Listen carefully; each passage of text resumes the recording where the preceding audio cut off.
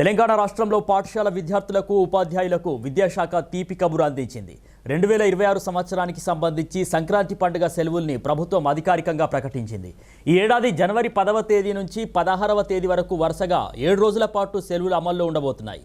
రాష్ట్ర విద్యాశాఖ director Naveen Nicholas ఈ మేరకు ఉత్తర్వులు కూడా విడుదల చేశారు.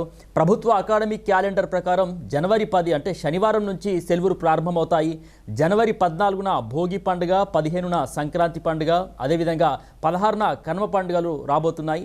సాధారణంగా కనుమ రోజున ఐచ్ఛిక సెలవు ఉన్నప్పటికీ కూడా విద్యార్థులు తమ స్వగ్రామాలకు వెళ్లే సౌకర్యార్థం 16వ తేదీ వరకు పూర్తి సెలవుల్ని కూడా పొడిగించారు. పండుగ సెలవుల అనంతరం జనవరి 17వ తారీఖున అన్ని ప్రభుత్వ, ప్రైవేట్, ఎయిడెడ్ పాఠశాలలు తిరిగి ప్రారంభం కాబోతున్నాయి. ఇంటర్మీడియట్ బోర్డు కూడా పాఠశాలల మాదిరిగానే సెలవుల్ని అమలు చేయాలని నిర్ణయించింది. అయితే జనవరి 17వ తేదీన తరగతులు ప్రారంభమైనటువంటి వెంటనే ప్రాక్టికల్ పరీక్షల సన్నద్ధతపై కూడా దృష్టి సారించాలని ఇంటర్ బోర్డు సూచించింది. సెలవుల్లో ప్రత్యేక తరగతులు నిర్వహించే ప్రైవేట్ పాఠశాలలపై కఠిన చర్యలు తీసుకుంటామని విద్యాశాఖ కూడా హెచ్చరించింది.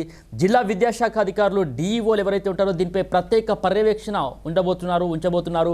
పొరుగు రాష్ట్రమైనటువంటి ఆంధ్రప్రదేశ్లో కూడా దాదాపు ఇదే విధమైనటువంటి సెలవుల షెడ్యూల్ ఉంది. అక్కడ కూడా జనవరి 10 నుంచి 16వ తేదీ వరకు సెలవులు ప్రకటించారు.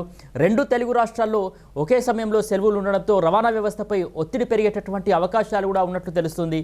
ఇక దీన్ని దృష్టిలో పెట్టుకొని ఆర్టీసీ ప్రత్యేక బస్సుల్ని కూడా నడపాలని యోచిస్తుంది.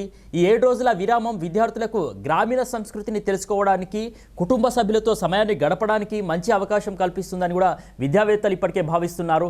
సెలవుల తర్వాత విద్యా సంవత్సరం చివరి దశకు చేరుకుంటుంది కాబట్టి విద్యార్థులు వార్షిక పరీక్షలకు కూడా సిద్ధం కావాల్సి ఉంటుంది.